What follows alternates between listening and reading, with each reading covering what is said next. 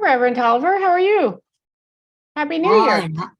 Happy New Year to you. Yeah, and officially, I think this week it's the year of the rabbit. That's exciting too. Very good. Do you have a copy of the same script that I read from? I don't. Oh, okay. I'm just curious.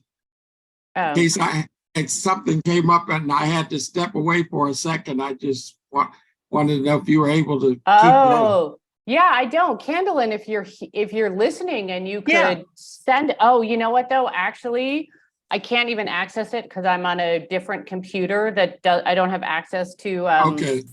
to my regular email address.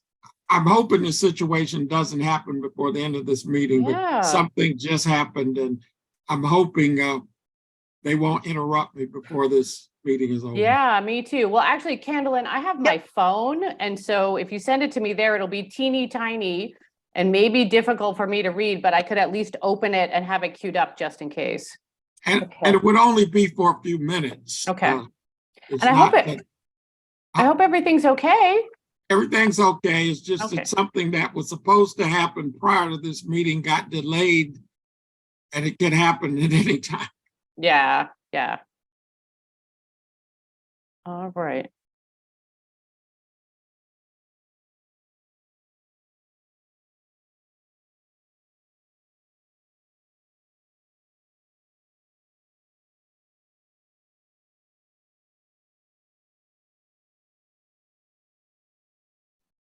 Okay, I just forwarded that to you. Okay. Thank you. Sure.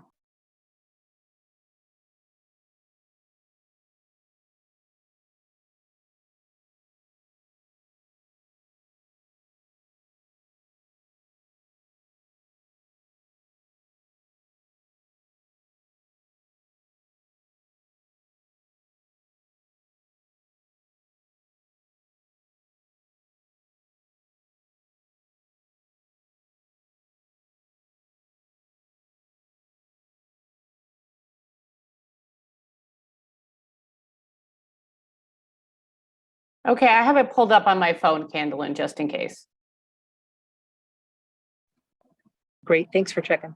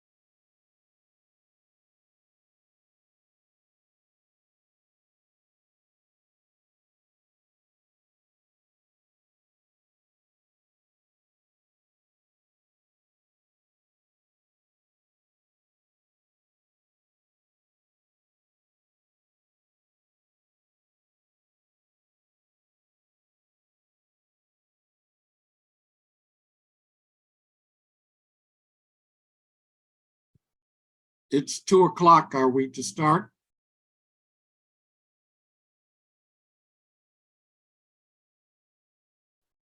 Tech support, you're going to give Reverend Tolliver the go? Yes, we're good to go. Thank you. All right, thank you. Good afternoon. The Commission on Chicago Landmarks Program Committee meeting is now called to order. My name is the Reverend Richard Tolliver. I'm a member of the commission and serve as the chair of the program committee. I will be presiding over the meeting today. My fellow commissioner, Sue Ellen Burns, also serves on the program committee. Commissioner Burns, would you please introduce yourself? Hi, everyone. My name is Sue Ellen Burns. I'm pleased to be here today. Thank you, Reverend Tolliver. Last year, Governor Pritzker signed Public Act 101-0640, making certain amendments to the Open Meetings Act so that we, along with other boards and commissions, can continue to host virtual meetings during this COVID-19 public health emergency, provided that certain conditions are met. One of those conditions is that Chairman Wong, as head of the Commission on Chicago Landmarks, determines that an in-person meeting of the program committee of the Commission of Chicago Landmarks is not practical or prudent. I want to make sure our virtual meetings meet all the conditions of the Open Meeting Act as amended. Therefore, I want to state, pursuant to the newly created Section 7E2 of the Open Meetings Act, that Chairman Wong determined that an in-person meeting of this program committee is not practical or prudent. Similarly, Chairman Wong decided, pursuant to Section 7E5, that because of the disaster as declared by the governor, it is unfeasible for at least one member of the Commission on Chicago Landmarks or its administrative officer or its legal officer to be physically present at the meeting place, inasmuch as there is no physical meeting place. Pursuant to a resolution adopted by the Commission on Chicago Landmarks on June 4, 2020, regarding the chairman's emergency rulemaking powers, Chairman Wong issued emergency rules governing the conduct of remote public commission meetings and provisions for remote public participation, effective February the 18th, 2022. These rules are posted on the Commission's website. In line with these emergency rules, today's program committee meeting is a virtual meeting being simulcast to the general public via live streaming. Because today's program committee meeting is being held virtually, it has been structured to minimize the chances for technical difficulties. Aside from those who have submitted either National Register nominations or landmark suggestions for consideration at today's meeting, members of the general public wishing to submit written statements were asked to do so 24 hours in advance of the meeting. Any comments received have been posted on the Commission's website and are available for viewing at www.chicago.gov/CCL. Individuals or representatives for organizations owning properties nominated for National Register status will be able to speak after the presentation on the property if so desired. Individuals who submitted suggestions for Chicago landmark designation by the January 17th deadline communicated with staff regarding their desire to speak and will be able to do so today. The program committee is a standing committee of the Commission on Chicago Landmarks. Its main purposes are to give an opportunity for National Register nominations to be heard and for the public to make suggestions for new City of Chicago landmark designations. The committee will first review one nomination to the National Register of Historic Places. After this review, the committee will then go through the suggestions submitted for Chicago landmark designation. Before we begin, however, are there any members of the general public, not including those individuals making National Register presentations or who have submitted suggestions, who would like to speak today? If so, I would like to call upon you now. Please use the raised hand function of Zoom to indicate this. Members of the public not using a smartphone or computer and instead phoning into the meeting should press *9 to activate the raise hand function and do the same to deactivate it. I or the meeting facilitator will call out the names of people who raise their hands one by one, and they will be unmuted. Once unmuted, speakers should give their full name and organization, if any, they represent. Please limit your comments to 3 minutes. If Is there anyone who wishes to speak? Not, we will move, 3 hands raised. okay. The first Recognize the speaker first. is Suzanne. Am I to speak? Hi, this is Susan Vandermeulen. I am representing Hyde Park Union Church. I think you're on the list of suggestions. You are. So that go would be later great. then. Yes, Thank you. you'll go later. These are for people who have not previously registered. This is their opportunity. If there are none, we will move forward with the agenda. I'd like to give some background about the Commission's review of National Register nominations. The National Register is a federal program that recognizes historically and architecturally significant properties. The Commission gets a chance to review and comment on National Register nominations for Chicago properties because Chicago is a certified local government under the National Historic Preservation Act. After the full Commission's review, this nomination will be heard by the Illinois Historic Sites Advisory Council. Today, we will be considering one National Register nomination. I will call the name of the person making the presentation. After they are done, if the property owners are present, I'd like to give them a chance to say a few words, should they so desire. When your name is called, please turn on your video and unmute yourself so we can see and hear you. When the next agenda item is called, please turn your video off and mute yourself again. We would appreciate your remaining on mute unless your agenda item is being discussed so as to avoid unnecessary background noise during the meeting. Today's National Register nomination is for the Laramie State Bank building located at 5200 West Chicago Avenue. The nomination was prepared by Matt Wicklund and Emily Ramsey of McRosty Historic Advisors, Ryan LLC. Matt Wicklund will make the presentation. Mr. Wicklund.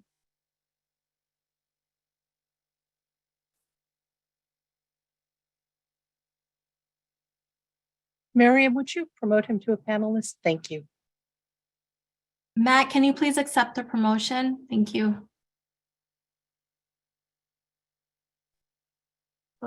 Good afternoon, commissioners, and thank you so much for tuning me in for this. My name is Matt Wicklund with Ryan LLC, and I will be making a presentation on Laramie State Bank. Do we have the slides up?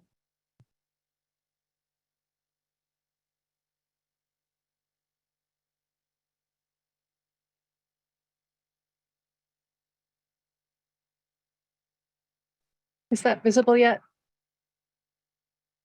No, okay.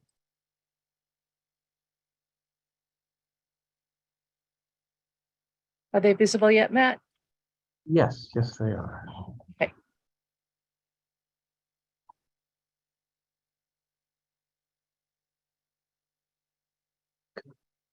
There we go. Yes. Thank you so much. Next slide, please. So the Laramie State Bank building at 5200 West Chicago Avenue is nominated under National Register Criterion C for architecture and is an excellent and unusual example of an Art Deco style neighborhood bank. The exuberant and colorful modern exterior of the Laramie State Bank building was a distinct departure from the conservative styles that dominated bank architecture during the late 19th and early 20th centuries. The terracotta cladding reflects the pinnacle of artistic expression and craftsmanship reached by the Northwestern Terracotta Company during the late 1920s.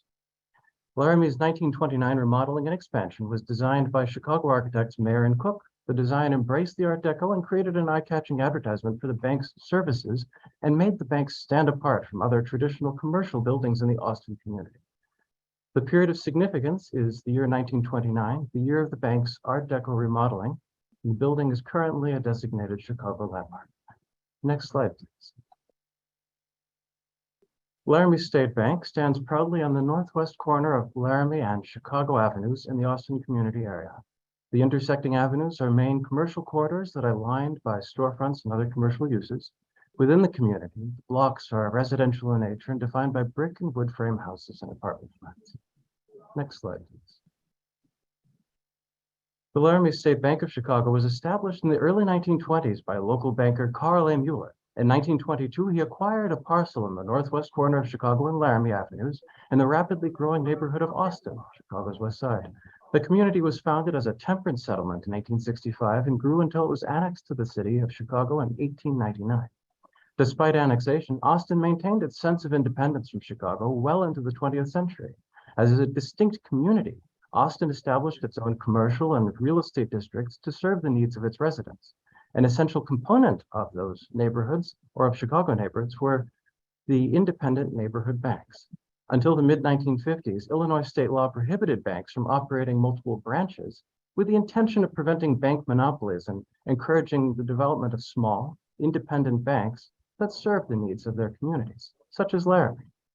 Between 1922 and 1924, Mueller constructed an L-shaped bank building that wrapped around an existing corner drugstore in the photo on the right to serve as the first home for Laramie State Bank. The building's original design was a typical bank building built during the 1910s and early 1920s with a classical revival facade and columned entrance portico. Next slide, please.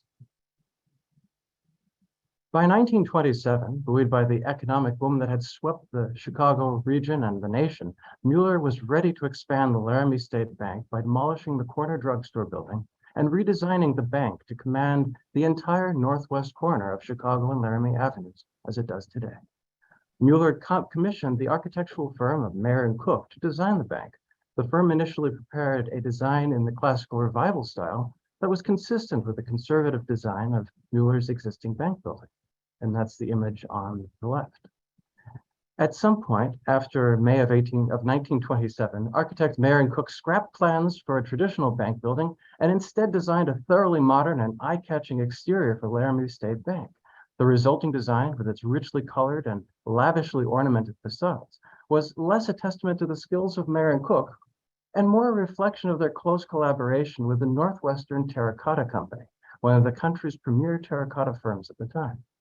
Northwestern was innovative in the production of terracotta cladding and experimented with new clays, glazes, surface treatments, and provided a wide range of color options and textures for its clients. Unlike other firms that developed stock terracotta ornament, Northwestern often collaborated with architects and builders to create unique designs for individual projects and widen their product lines to include the latest styles, such as bold geometric patterns in the later named Art Deco style. Northwestern proudly presented their playful polychromatic cladding for the Laramie State Bank in later advertising to show the firm's design abilities, such as the advertisement on the right. Next slide, please. The stylized ornament designed for Laramie included scenes of industrious workers, piles of coins, eagles perched on globes, and families gathered around abundant tables. All these elements symbolized and conveyed ideals of prosperity, patriotism, and community. In addition, the colorful terracotta glaze reflected the hue of gold coins and the rich green of United States currency. Altogether, the terracotta ornaments served to remind residents of the bank's important role within the Austin neighborhood. Each motif and the expressive use of color reflected the modern design ideals that rose to popularity during the 1920s, following the 1925 Paris Exposition Internationale des Arts Décoratifs. As a style, later coined Art Deco, grew, it became increasingly eclectic, with architects and designers employing angular Mayan, Incan, Aztec forms, as well as adapting Asian, African, and Egyptian design elements into the characteristic geometric Art Deco style. Next slide, please. The Laramie State Bank building is perhaps the best example of an Art Deco style neighborhood bank building in Chicago. Other comparable examples of polychromatic Art Deco style terracotta clad buildings include the apartment building at 10 West Elm Street in the Gold Coast, which was designed by architect Elio Steiff and completed in 1928. The building has a profusion of colorful terracotta and shades of blue and green, complete with figures and repeating geometric patterns. Another notable example is the Carbon and Carbide building designed by Burnham Brothers and completed in 1929. The 40-story skyscraper is clad in deep green terracotta with a contrasting base in rich black, and a crown in vivid reflective gold. Many other examples of Art Deco style commercial buildings remain across Chicago and throughout its many commercial neighborhood centers. Next slide, please. The architectural firm of Meyer and Cook designed a variety of buildings across Chicago as well, including a handful in the Art Deco style. One contemporary example of Laramie was the Chatfield Bank on South Cottage Grove. This bank was completed in 1930, but has since been demolished. This is the big bank shown on the left. Other examples do still stand, particularly in Oak Park on Chicago's and near Chicago's Austin community, including the Pioneer Trust and Savings Bank building from 1938 and the Wright Elsom building, which was remodeled by Meyer and Cook in 1930. Both extant examples reflect the bold geometric style of the Art Deco, but neither employed terracotta cladding. The Laramie State Bank remains the firm's best and likely only extant Art Deco style commission that is clad in such colorful terracotta. Next slide, please. The Laramie State Bank is also an excellent example of a neighborhood bank building in the Art Deco style. The majority of buildings constructed to house neighborhood banks during the early 1900s are typically modestly scaled, yet imposing structures designed in a variety of historical styles, including the Classical Revival and Colonial Revival, which were meant to convey an image of permanence and stability. Popular historical design elements included rows of columns or pilasters, neat bays of windows, and a central main entrance set within the grand doorway. Several examples of neighborhood banks remain throughout the Chicago area, including Fullerton State Bank at 1425 West Fullerton, and the Knoll State Bank at Milwaukee and Damon Avenues in Wicker Park, or the former Stony Island State Savings Bank at 6760 South Stony Island in the Woodlawn area. Next slide, please.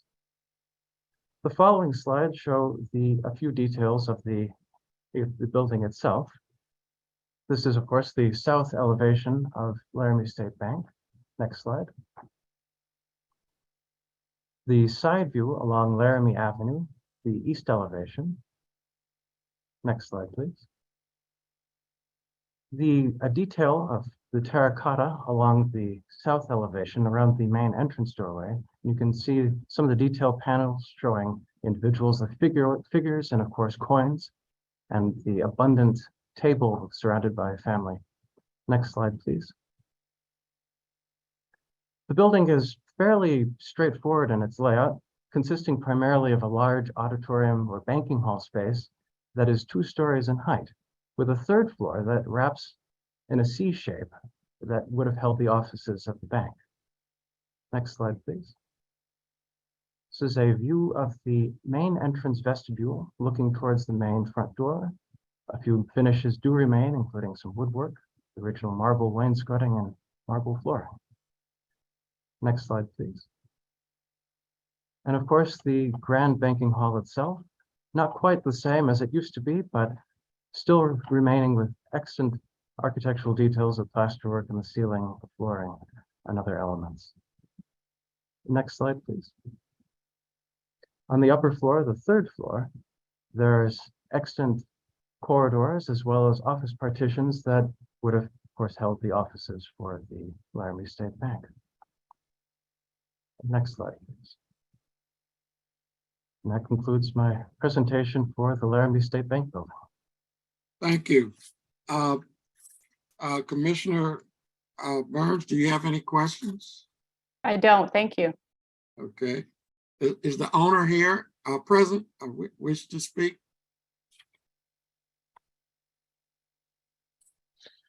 I am. I'm Baxter Swilly with the Oak Park Regional Housing Center. We're a partner developer on the project. And I figured I would simply read a letter of support from 37th Ward Alderman Emma Mitts, if that's okay. Fine. I'm writing to express my support for the redevelopment of the Laramie State Bank building at 5200 West Chicago Avenue and surrounding property, and to urge this committee to recommend this building for designation as a national landmark. When this building was first constructed in 1920s, it was an institutional pillar that anchored a community. But instead of the fortress-style design that characterized bank buildings of that era, the Laramie State Bank building was gracefully designed with rich imagery and terracotta finish. Unfortunately, when this building housed the Federal Housing Administration branch in the 1930s, few African Americans could own a home. And when the Citizens National Bank began operating the building in the 1940s, few African Americans could hope to access a mortgage loan. Now that low-income families, through a development adjacent to the bank building, will have an opportunity to live in new, high-quality, affordable housing, we must not neglect to honor the historical journey of this important landmark. And when the bank building is renovated as a new financial institution that will invest in and support African-American residents, I hope that we will preserve the beautiful architecture of the Laramie State Bank building and celebrate the hopes and aspirations of the people who will visit it by acknowledging this structure as a local treasure and designating it a national landmark. If you look closely, you'll see that the Laramie State Bank building is covered with beehives and squirrels, symbolizing savings and prosperity. These are also symbols of hope for a future that is more equitable and prosperous for Austin community residents. We should and must preserve it for future generations. Sincerely, Emma Mitz, Alderman 37th Ward. We have a community member that didn't understand the rules here. I think she'd like to say a word if we could break protocol just for a second. A brief word. Sure. Tiffany Goins is her name. Good afternoon, everybody. I just want to say that I am glad that I am in the community, and the bank is being open to the public, open to anybody that wants to come to the bank. I'm a corridor ambassador. I like how y'all is opening up for the community to come as one. That's all I would like to say is thank y'all for getting this bank together and for the community. Thank you all. Thank you. If there's no further comment, I will now call for a vote as to whether to recommend listing on the National Register this building to the full commission. So moved. And I second it. And all in favor? Aye. Aye. Thank you. It carries. The committee's recommendation for this nomination will be considered by the full commission at its February 9th, 2023 meeting. The commission meeting is planned to be held virtually, and details will be posted at the commission's website at www.chicago.gov/CCL. After the February 9th meeting, the commission's recommendations will be sent to the Illinois Historic Sites Advisory Council, which reviews National Register nominations for the entire state. Now the program committee will hear suggestions received by staff for new landmark designations since our last meeting on September 22nd, 2022. I will announce each suggestion and call on the person who submitted it to identify themselves and the organization they represent, if any, and then make a brief statement regarding the suggestion. Please try to keep your comments and presentation, if any, to between 3 to 5 minutes. When your name is called, please turn on your video, unmute yourself so we can hear and see you. When the next agenda item is called, please turn your video off and mute yourself again. We would appreciate your remaining on mute unless your agenda item is being discussed so as to avoid unnecessary background noise during the meeting. Please be aware that no decisions concerning Chicago landmark designations will be made at today's meeting. The first suggestion comes from the Hyde Park Union Church 5600 South Woodline. The suggester is Susan J. Vandermeulen. Hello, everyone. Should I go ahead? Yes, Okay, so I'm presenting in favor of Hyde Park Union Church, of which I am a member. And this is located in the Hyde Park neighborhood, obviously at 5600 South Woodlawn, on the corner at 56th Street. There's a beautiful Romanesque style church in red sandstone by the noted architect James Gamble Rogers. This was built in 1906. A later parish hall, 31,000 square feet, was added by Chicago architects Morrison and Wallace in 1926. The church interior is a basic basilical plan of a square nave with side aisles, 76 feet square and also high at the peak. It has beautiful stained glass windows contributed over time by noted American masters of the stained glass art. Please continue. Next slide.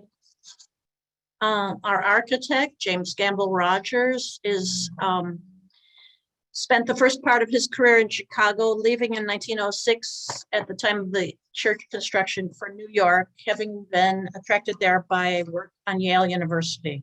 He is best known for his academic buildings, and he has another beautiful building in the neighborhood along 59th Street for the University of Chicago called the Emmons Lane Hall of 1903. Next slide, please. The church is an enduring presence in the Hyde Park community and is part and parcel of the original University of Chicago's founding, associated with the first three presidents of the university. So there are memorial windows inside to William Rainey Harper and Ernest DeWitt Burton. Next slide, please. The Tiffany windows include the Good Shepherd depicting Jesus and Paul on Mars, the Apostle Paul on Mars Hill. You can see that the church has a very wide ceiling and a raised altar. Next slide, please.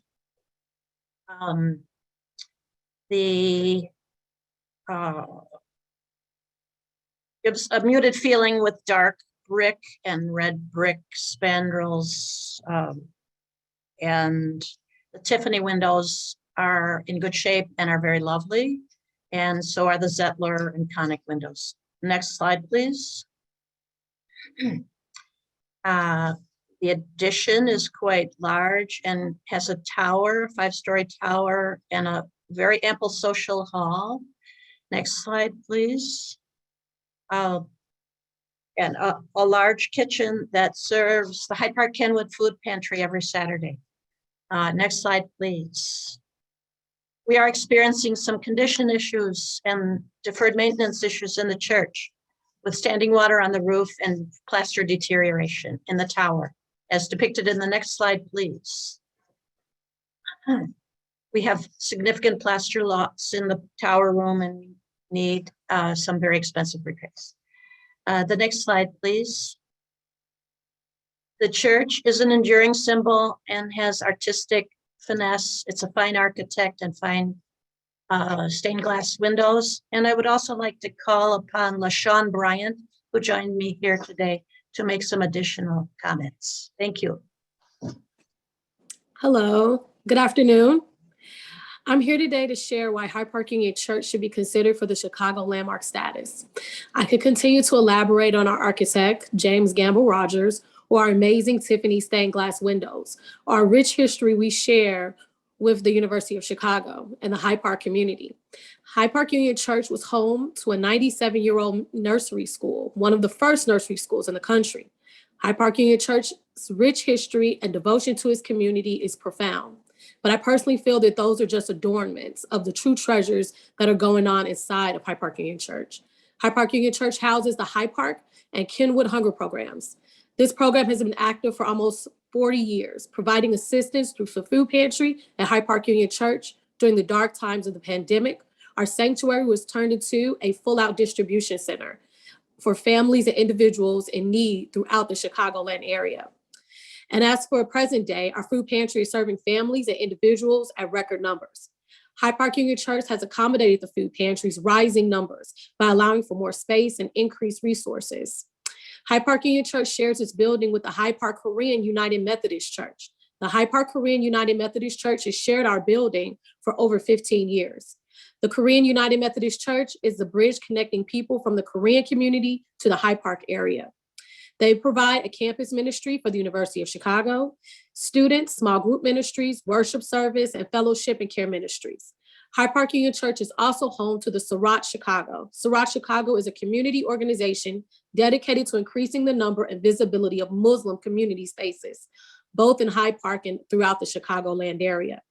Hyde Park Union Church shares its space also with La Cante de Chicago. The Singing Women of Chicago is a 20-member women's choir based in the Hyde Park neighborhood.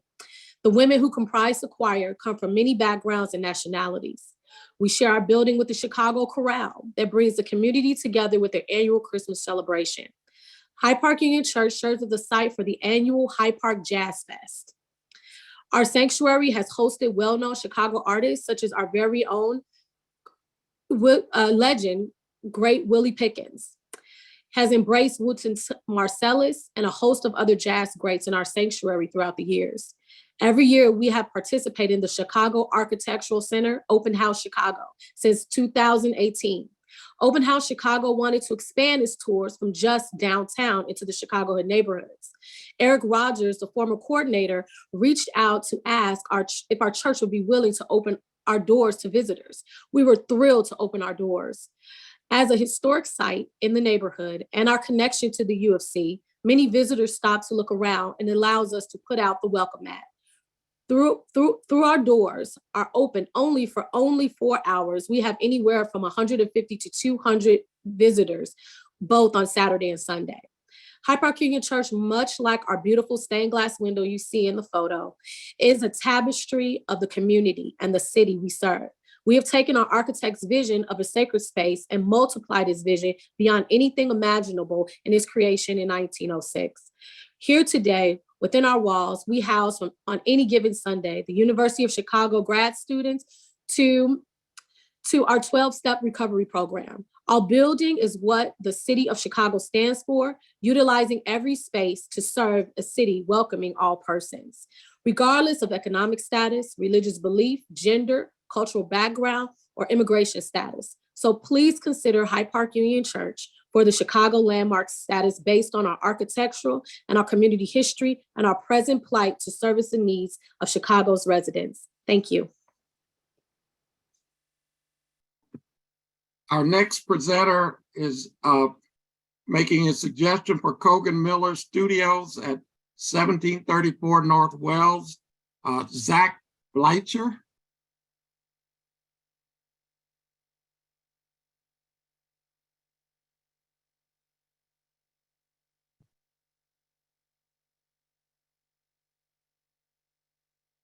There we go.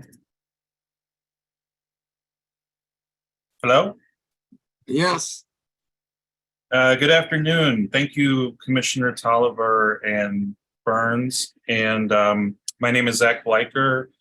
I'm the executive director of Edgar Miller Legacy. I also am a co-owner at the building. The Kogan Miller Studios and the Glasner Studio are located at 1734 North Wells Street on the eastern edge of the Old Town Triangle Historic District. In recent years, the property has been identified as one of the most prestigious mid-century modern buildings in the Old Town Triangle. The studios are well-deserving of individual landmark status and meet 5 of the 7 criteria for Chicago landmark designation. Next slide, please.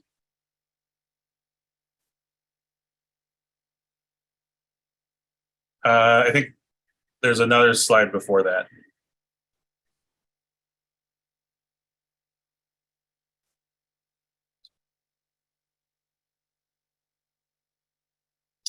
Strange. Well, there was another slide there between that one about the property's critical part of the city's heritage.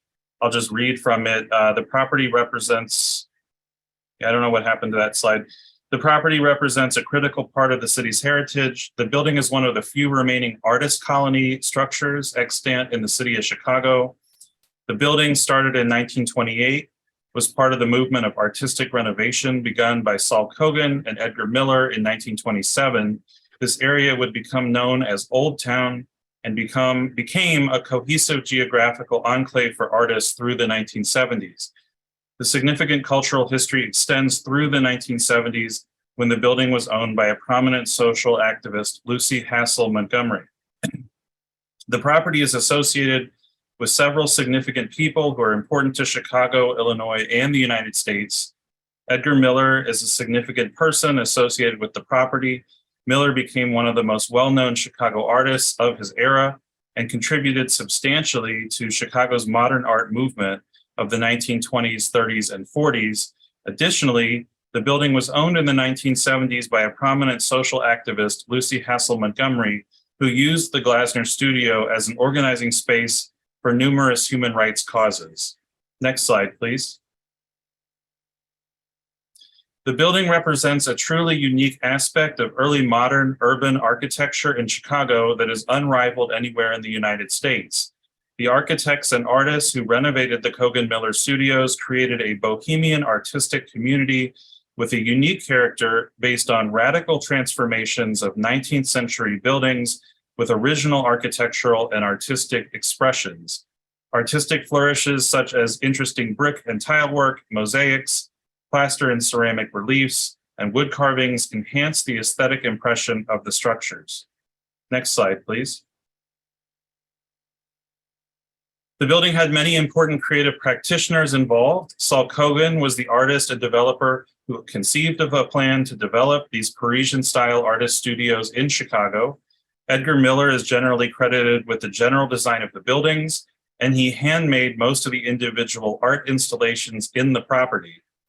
Since neither Kogan nor Miller had sufficient knowledge of structural principles of architecture, they often relied on Miller's friend Andrew Rabori as a consulting architect. Jesus Torres was a Mexican-American artist and craftsman who immigrated to Chicago in the 1920s, went on to become Miller's apprentice during the artist colony years, and would go on to achieve a notable reputation in his own right. Next slide, please. The building has many unique visual features that define it as a true landmark in the city. The building's massing is distinct, coming up to the eastern edge of the property line, dominating the streetscape. In the rear, the 4-story coach house, known as the Glasner Studio, rises above the historic neighborhood like a modernist tower. Other unique visual features include the eastern elevation and privacy wall facing Wells Street, made of Chicago common brick and elaborately decorated with tile fragments by Edgar Miller, the handcrafted stained glass windows by Edgar Miller and other unique windows, the ornately carved red entry door by Edgar Miller, and the corrugated brickwork at the cornice roofline. Next slide, please. And most fortunately, the historical integrity of the property is of a high level, with very few alterations having been made since its period of historical significance, the 1920s, 30s, and 40s. Next slide, please. Finally, in 2016, the commission previously landmarked this property's sister building, the Carl Street Studios, along with 11 other properties as part of the West Burton Place Historic District. Many aspects of that designation apply to this building as well, and that designation report can be referenced for further reading to better understand the historical, cultural, and architectural context of the building's significance. Thank you very much.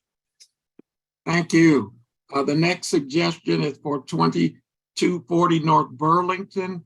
Diane Gonzalez is the suggestor.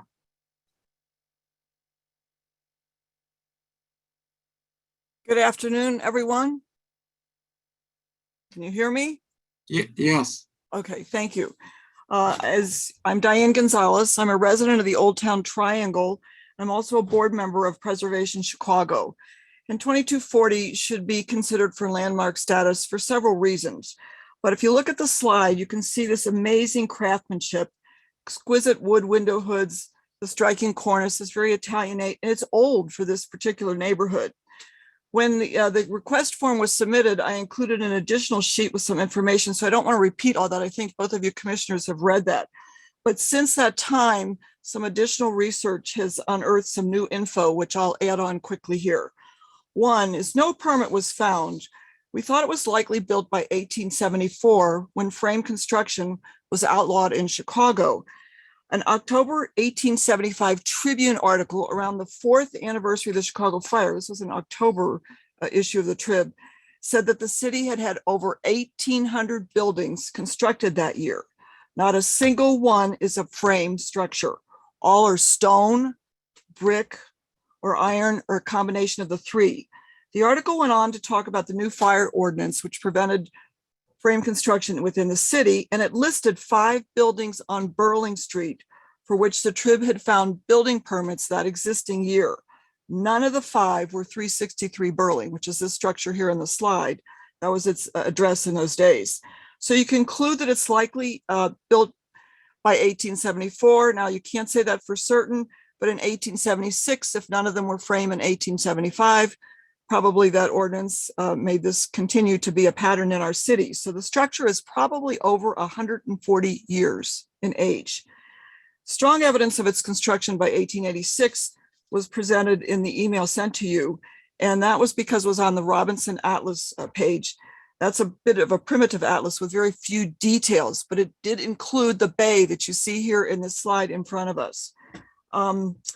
Since that time, I found an 1884 Tribune advertisement, so that makes it 2 years older in terms of confirming this. And that ad said, a Lincoln Park, close to Lincoln Park, a 15-room house with all the modern improvements, and it was for rent, it was not for sale. So that puts it 2 years earlier. We know that it served as a single family, a rooming house, a flat building, which means several apartments, as you know. So we tried to match the owner occupancy with the renters over the years, and that wasn't too successful in the early years until 1919. A man named William Fahrenkamp, so plumber with 5 kids and his wife Bridget, they did own and occupy this house for 3 years, from 1919 to 1922. But during this time period, even he rented out a floor of his house. So in conclusion, mostly there was a number of renters in the house, although a later owner, the one that sold to the person that particularly recently bought it, I should say, owned it for about 50 years. The last fact to update you on is, we were searching for well-known occupants or owners who might help the landmarking causes in terms of historical significance. This has been home to a myriad of Chicagoans, mostly working class, some craftsmen over the years. But I will say too, there was a musician, Albert Bobine, and he was included in the original research, a very talented oboe player who during World War I led one of the finest military bands in the whole country. And he recruited fellow musicians on the Clark Street Armory, not too far from here at the time, to join in his band. Unfortunately, he was not in the service that long before he died in World War I. He was present when a bomb exploded, an aerial bomb exploded, and his cause of death was not listed as that explosion, though, particularly, but as a result of an illness that came from the explosion. So the Chicago Federation of Musicians gave him their first star of a loss in the World War I during the military. We did find another musician following him. Albert Bobine lived here in the early 1900s as a teenager, but in 1930s, there was a man known as the radio fiddler, Chester Pecoraro. He played violin for NBC Radio. He and his wife, Mary, lived in the house, but he fled the house after Mary beat and stabbed him. And he went to another residence, not 2240, and did not want his whereabouts known. There were several newspaper articles about this man and this relationship. And the wife even took the grand piano out of 2240 Burling out of the house and hid it from him. You can't make this up. But I will say to you, besides this musician's history, it's been voiced to so many. We figure way over 1,000 Chicagoans have found their home in this building since about 1870s is where we're dating it right now. So I want to say that Preservation Chicago, Mid-North, lots of neighbors have signed a petition, which was also mentioned in the earlier submission. So many people think this building, not only due to its longevity, but due to its craftsmanship, deserves landmark designation. And I say to you both, please consider such. Thank you. Thank you.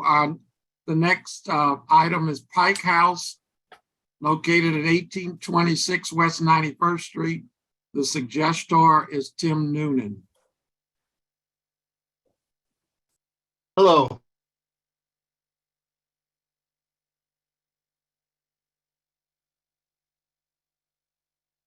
Yeah, you can start. You can hear me now? Yeah, we heard you before. Oh, did you? Oh, okay. Oh, okay. Okay. Sorry. Hello, my name is Tim Noonan. I'm representing the Beverly Improvement Association and the Ridge Historical Society. I want to thank Commissioner Leisure and Commissioner Burns for taking out the time with us today. I want to take this opportunity to introduce you to the Pike House. The Pike House is also known as the Watchman's House. It's located in the leafy neighborhood of Beverly. It was built in 1894.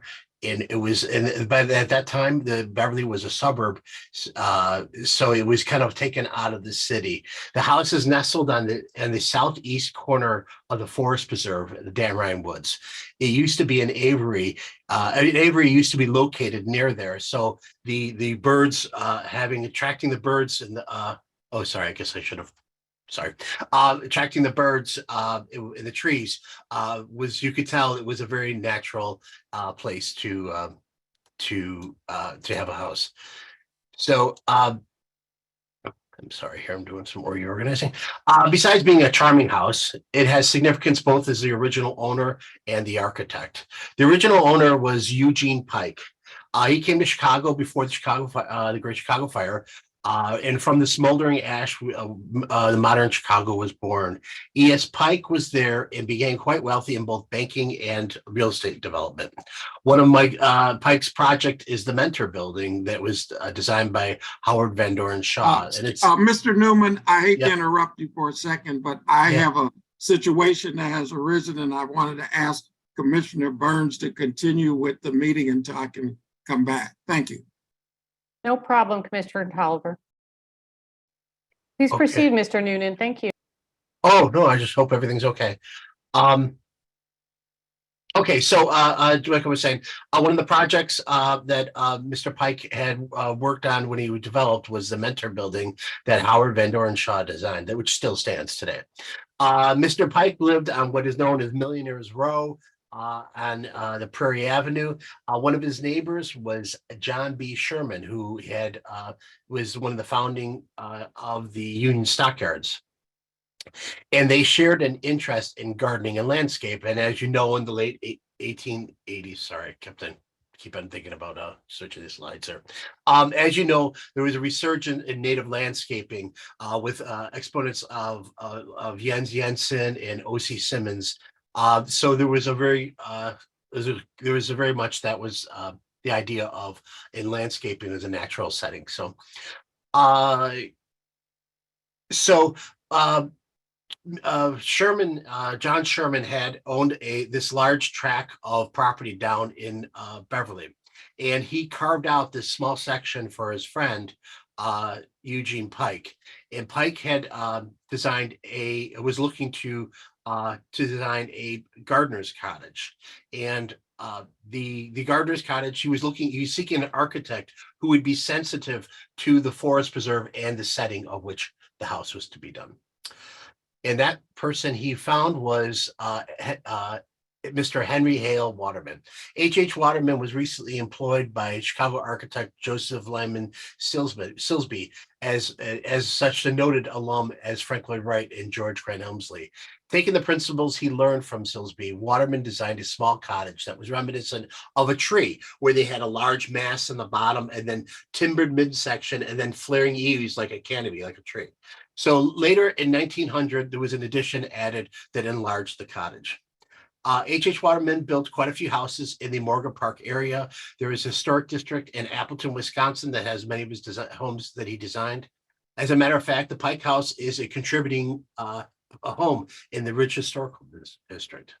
Next slide, please. The danger is posed by the house. The danger posed to the Pike House is neglect. Utility's been disconnected for years. No one has lived in the home for decades.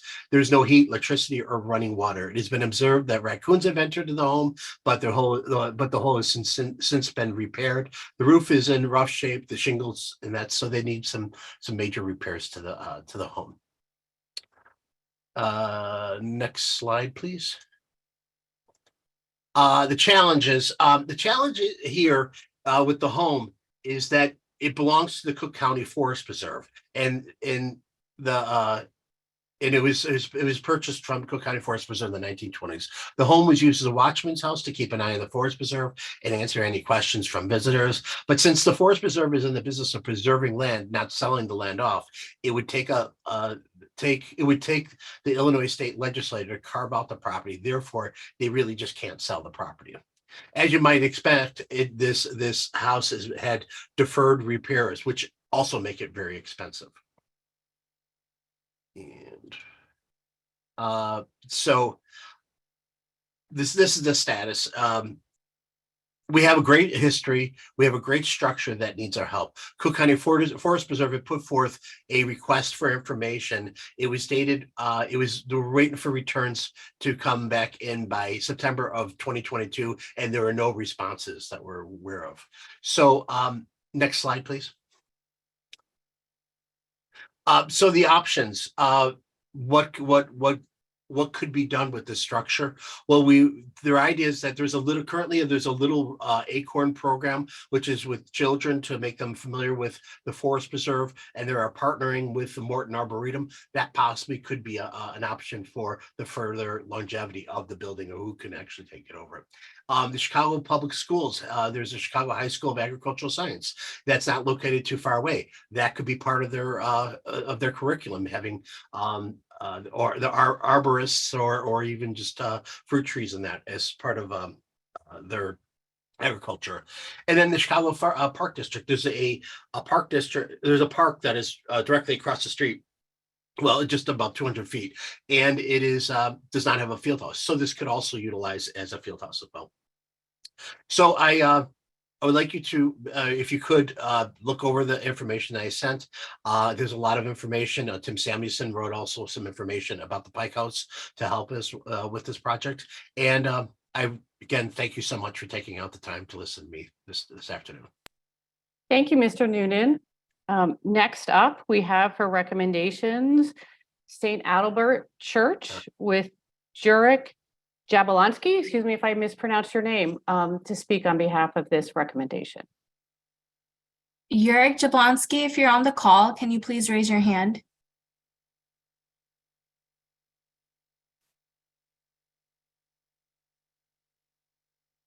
Chairman, I don't see any hands raised. I don't think he's here. Candlin, is our protocol to move on then if we don't have the recommender here? Dan, I just was asking Dan, he thinks the person on the phone may be Jurek. Jurek, if you can hear us, can you unmute yourself? You can press *6 to unmute.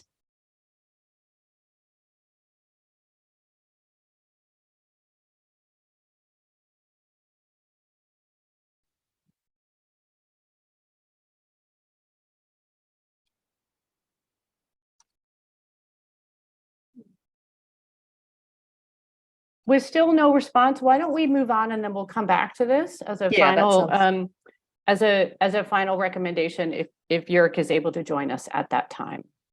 So next up we have All of Mankind mural recommended by Preservation Chicago. Can you join us, Preservation Chicago? Yes, Mary Lou Seidel. Thank you. Hi, Mary Lou. Give me 1 second. I have to get trying to juggle 2 screens and 5 documents. Thank you, commissioners and Department of Planning and Development Historic Preservation staff for the opportunity to present these suggestions. My name is Mary Lou Seidel, Director of Community Engagement at Preservation Chicago. Once called Chicago's Little Sistine Chapel, William Walker's All of Mankind mural at the former Strangers Home Missionary Baptist Church in the former Cabrini Green Public Housing Development is an extraordinary example of Walker's work elevating Chicago to the birthplace of the community-based Black Power mural movement more than 50 years ago. The church was opened in 1901 and it was designed by architect John Neal Tilton. It opened as St. John Evangelist and Episcopal Church. Tilton designed a Gothic Revival building at 2822 West Jackson, which is listed as significant on the Chicago Historic Resources Survey. Walker worked on these murals from 1971 to 1974 when the building was known as the Catholic San Marcello Mission Church. The building then transferred to Stranger's Home, and in the early 2000s, the church whitewashed the remaining interior murals, and in 2015, they whitewashed the exterior mural. William Walker completed extraordinary murals reflecting on unity and healing during a time of racial upheaval in America. While born in the South, he called Chicago home until his death. He has a national reputation for his mural work, but few of them still exist today. Although the murals at the former Stranger's Home Church are whitewashed, art conservators are confident the original work can be restored. A coalition of subject matter experts has formed in support of saving the mural, including the Chicago Public Art Group, which was co-founded by William Walker, Peter Landon from Landon Bone Baker, the Near North Unity Program, Walker biographer Jeff Hebner, Third Coast Conservation, EK Art Care, Landmarks Illinois, Preservation Chicago, and Arts on Sedgwick. We have just joined our efforts with the Art House Group led by former Cabrini Green residents and entrepreneurs, including Merck Elliston. They have a clear vision of reuse of the building as an art incubator and community space. Jordan Peele and his company Monkey Paw Productions submitted a letter of support for landmarking this church. They have committed to helping realize a community vision for this place in any way they can. The All of Mankind mural was featured prominently in Jordan Peele's movie Candyman. It is reflected on in that film as a symbol of the erasure of the public housing community and the rapid gentrification of the community that followed. We believe that this mural, this church and mural meets the landmarks criteria, one as an example of city, state, or national heritage for William Walker's mural work across that started a movement across the country. The history of this, it's also a history of and legacy of this place, of the stories of the former Cabrini Green residents that were erased from the community, and most were denied re-entry to the community due to skyrocketing home prices and rents. It still stands as a remaining place where those residents can recognize something familiar from their former community and can gather as a community to keep their memories, experience, and stories alive. This building, along with its murals, can be restored and utilized to honor the history of Cabrini Green and the people whose lives were so intimately a part of that. Again, criteria 3 for the significant person for William Walker. I'm trying to do this faster because I know you guys have a lot. In today's renewed racial justice movement with an upsurge of Black Lives Matter related street art and community murals, Walker's artistic legacy takes on added relevance and urgency to protect them. We also think it meets criteria 7 for the bold, thick lines of William Walker's mural, that reminder of the hope, struggle, faith, and experiences of people who called Cabrini Green home, and they are a constant reminder that we all continue to heal together. And again, the integrity issue, despite being whitewashed, we have 2 experienced art conservators in our group, and we're working with the current owner for consent to test the surfaces to assess what will be required to restore the interior and exterior murals. And that is the entirety of my presentation. Thank you. Thanks very much, Mary Lou. Next up, we have Little Flower Church, also being recommended by Preservation Chicago. Yes, I don't know why I turned my screen off because I knew I was coming up again next. Let's go back up here. Again, thank you, Mary Lou Seidel, Director of Community Engagement at Preservation Chicago. Little Flower Church, or St. Therese of the Infant Jesus, is a magnificent complex, and it has been a substantial anchor for this portion of the Auburn Gresham community. It was the hub of the community with church services, a grammar school, and a high school built as a majestic scale. Design of the campus began in the 1930s. Despite the Great Depression and World War II, the lower level of the church was completed and opened for mass late in 1931. The remainder of the church plans were completed in 1951 with the formal dedication on May 11th, 1952. So this 1930s design presents itself almost as a mid-century modern building. The campus is comprised of the church, a school, a rectory, and convent. We are asking that the church be landmarked. The iconic church would qualify for landmark designation by meeting the following criteria: the work of a significant architect or designer. Meyer and Cook are well recognized for their work in Chicago, particularly the Chicago landmark Laramie State Bank, which you heard about earlier during Matt Wickland's National Register presentation at this meeting. Its unique or distinctive visual feature. This building has a grand scale. It's a combination of Romanesque style featuring Art Deco, Art Moderne details. Instead of a large tower capped with a steeple, it has two Art Moderne buttresses on each end at the front elevation that almost resemble the works of majestic Art Deco, Art Moderne skyscrapers. The framing of the front elevation is stunning and remarkable. The extraordinary limestone and materials used on the church also help it stand out as a great asset to the land and landmark of the community. And again, integrity. The church, there is some damage to the interior of the church, but the exterior is in solid condition. Some windows are out. It has suffered from from deterioration because it's been vacant for quite a long time. But we think the Catholic Church closed the Little Flower in 1993. Closed the church in 93. The grade school was closed in 94. The Chicago Board of Education purchased the high school in 1973, and it's most recently been operated as a charter school. It was acquired by the Greater Mount Hebron Missionary Baptist Church, which has been the most recent owner, but we discovered today that on January 19th, a new buyer did buy this church. So the threat, working with that developer is going to be important, but the imminent need to landmark this building has never been greater. We have an opportunity here to save this remarkable church before it faces potential degradation through continued vacancy or significantly altered or demolished. Just skipping down. I think that is the extent of my testimony. Thank you. Okay, thank you.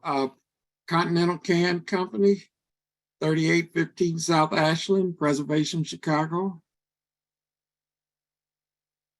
Hi, can you hear me? Yes. Okay, great. Apologies in advance. I'm a little sick, so that explains. I'm not sounding my best right now, so I'll keep these comments brief for everyone's sake. This is the Continental Can Company. Oh, sorry, just introduce myself. Max Chavez, Director of Research and Special Projects at Preservation Chicago. This is our submission for the Continental Can Company building. It was built in 1920. This is at 3815 South Ashland. And it's part of the Central Manufacturing District's original East District, also known as CMD East. This particular building fronts the CMD East's western boundary on Ashland and is one of the few remaining large-scale industrial buildings on this stretch of street. It was designed by architect Samuel Scott Joy, who at the time was the CMD's official in-house architect. Similarly, E.W. Sproul was the general contractor for the Continental Can building, as well as most of the CMD East during this era. The Continental Can building features a large tower that stands over the rest of the building. And this is one of Joy's most common architectural features. As of today, after multiple demolitions, there are no more Joy design towers in the CMD East outside of this one atop the Continental Can Company building. However, the clock tower centerpiece of the CMD Pershing Road District still remains, designed by Joy, albeit in a deteriorated condition. However, the Continental Can Company building is still largely intact, and it has retained its Gothic terracotta detailing all throughout the building. Continental Can's time in the CMD East lasted for over half a century. They were founded in 1904 by Edwin Norton and T.G. Cranwell, with headquarters in both Chicago and Syracuse. However, they selected the CMD East for an additional outpost just about 15 years after they were founded. And this is representative of how much draw the CMD had for some of the biggest manufacturing companies in the first few decades of the 20th century. And like all other buildings in the CMD East, this warehouse was custom built for the company's needs. Continental Can Company was one of the leading producers of metal cans in the United States throughout most of the 20th century, second only to American Can, who they eventually surpassed, becoming the #1 metal can manufacturer in the 1970s. The company resisted economic crises and downturns, like the Great Depression, instead expanding their product line and workforce during these times. They would eventually go on to design and lease can sealing machinery on top of their already extensive product offerings. We're suggesting this for landmark status today because the building is now being eyed for total demolition by Karis Cold, and they would be planning to replace the building and the one next to it that you see on the left photo, the building to the right of the Continental Can building. They'd be replacing all of this with a large windowless freezer building. The CMD East has already been considerably eroded without any comprehensive landmark designation. So if we don't move to protect the Continental Can building with landmark status, we'll continue to lose the industrial heritage of the CMD East, especially its once impressive Ashland corridor. Thank you. Thank you, Thank Mr. you. Chavez. Oh, you're back, Reverend. Go ahead. I'm going to be back and forth. Okay, I'll follow your lead. Thank you. I appreciate it. First Presbyterian Church, 6400 South Kimbark, Preservation, Chicago. Yes, thank you. Okay, so this is First Presbyterian Church in Woodlawn. This is at 6400 South Kimbark Avenue. It was designed by the firm of Talmadge and Watson, completed between 1926 and 1927. And architecturally, it's a rather handsome building. It represents a period of transition between Gothic revivalism and the more streamlined characteristics of Art Deco and Art Moderne architecture. Thomas Eddie Talmadge and Vernon S. Watson were actually rather accomplished Prairie School architects at the turn of the century, with both of them having been students of Daniel Burnham. As the decades went on, however, Prairie School became less in demand as a design style. So Talmadge and Watson, eventually moved on to frequently designing these kinds of Gothic revival churches. But First Presbyterian certainly is maybe one of their finest and grandest commissions. However, the church's beautiful architecture notwithstanding, First Presbyterian is really a symbol of Chicago's long, complex history, and it kind of mirrors the trajectory of the city in many ways. It was organized as a group officially in June of 1833. Now, this is 2 months before the city of Chicago was even officially incorporated. This early date of their founding makes them the oldest continuously operating church in all of the city of Chicago. They grew out of a carpentry shop at Fort Dearborn and soon became known as a church of progressive politics, a reputation that they have maintained over the centuries since. Early on in the church's history, they founded Illinois' first abolitionist society, and in the 1850s, church member Philo Carpenter, with the blessing of the church, organized and ran a station along the Underground Railroad. After the Great Chicago Fire, the church moved further and further south with each new church building that they constructed. And in 1926, the church merged with Woodlawn Park Presbyterian Church, and First Presbyterian officially established themselves in the Woodlawn neighborhood where they have been ever since. At the time of this merger, Woodlawn was a mostly white neighborhood, and the church did not allow for the attendance of Black churchgoers. However, as the demographics of the neighborhood changed in the post-war years, the church's then pastor, Harold Leonard Bowman, began to preach racial integration, and soon enough, the church congregation boasted a large Black membership. Progressive and even radical politics defined First Presbyterian Church throughout the second half of the 20th century as well. The church famously partnered with Saul Alinsky in the 1960s to found the temporary Woodlawn organization to support the entire Woodlawn community, especially as the University of Chicago continued to demolish and expand its presence into the surrounding neighborhoods, including Woodlawn. Today, the church remains a strong presence in the Woodlawn community. The church's pastor and the congregation have consented to landmarking this church as a way to honor their long and important history. So we're hopeful that this will be an official Chicago landmark before long, as it meets multiple landmark criteria. Thanks. Thank you, Mr. Chavez. Next up, we have the warehouse at 206 North Jefferson, also recommended by Preservation Chicago. Yes, hello again. So we have submitted a landmark suggestion for the warehouse at 206, that actually should be South Jefferson, 206 South Jefferson. The building was completed in 1910, and it was designed by industrial architect Vernon W., also known as VW Behel. While the building itself is it's rather lovely for an industrial building, and the architect is a notable name in turn of the century industrial design in Chicago, this building's most major significance actually begins in around 1975, when it was purchased by Robert Williams. Williams, who was a New Yorker who had relocated to Chicago in the 1970s, had formed a social club with his friend known as US that specialized in underground nightlife. Williams felt that compared to New York, Chicago's nightlife scene was lacking in a lot of different ways. So he purchased 206 South Jefferson and sought to turn it into an underground experience more akin to what he was used to in New York City.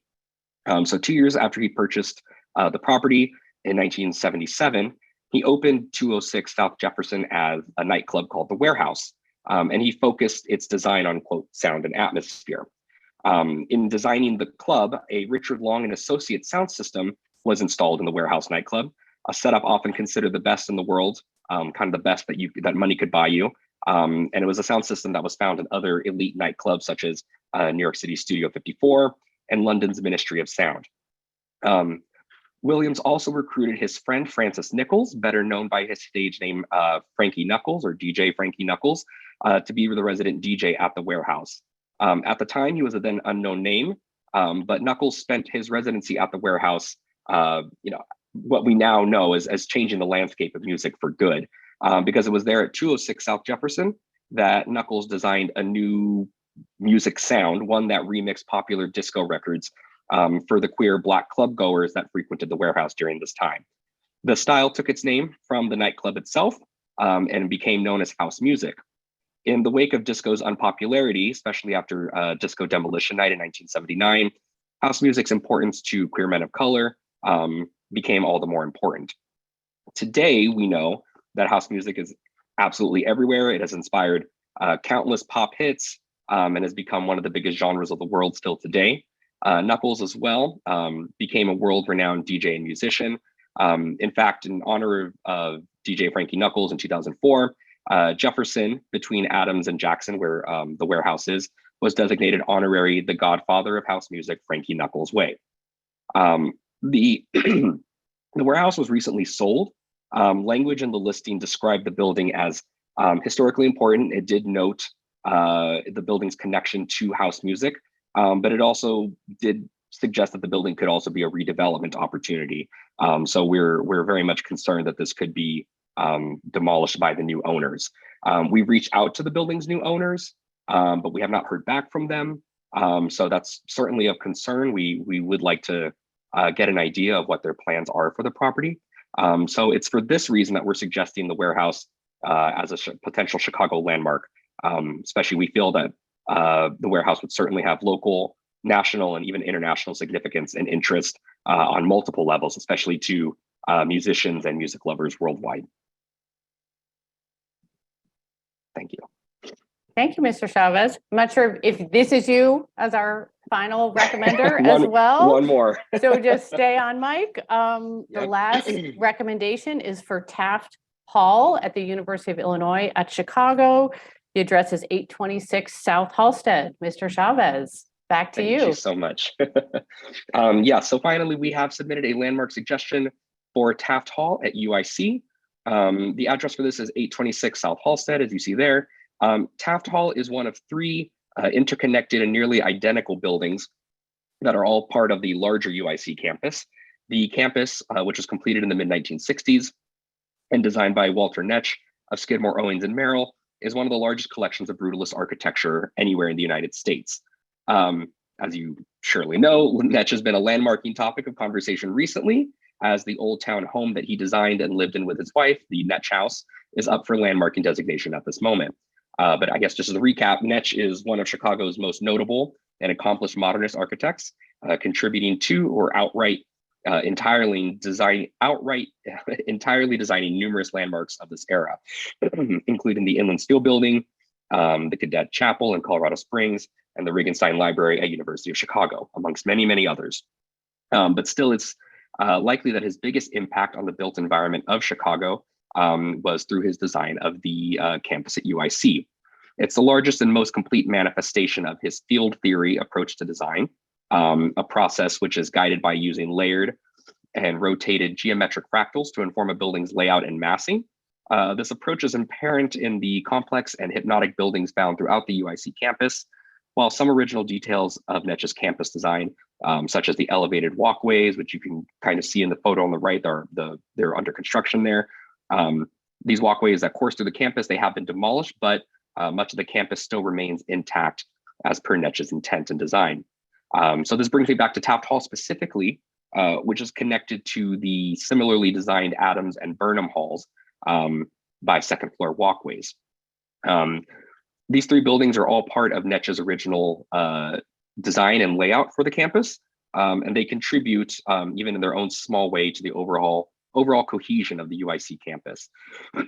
We have recently learned of an RFP issued by UIC that seeks to strip the concrete cladding from Taft Hall to replace it with another material, a material that we're, at this time we don't know, as there's the RFP just closed maybe about 2 months ago. So not only would this completely alter Taft Hall's relation to Adams and Burnham halls, as well as the rest of the entire campus, which is mostly concrete cladding, we fear that this could become just the first of many highly unsympathetic alterations that could befall Netsch's Brutalist campus in the near future. Brutalist architecture is very rare in Chicago, and there's only a handful of examples throughout the city. That this particular example of brutalism is by one of our most accomplished architects, one whose home we're currently moving towards an official landmark designation, makes the permanent protection of this building all the more necessary and urgent. Thank you.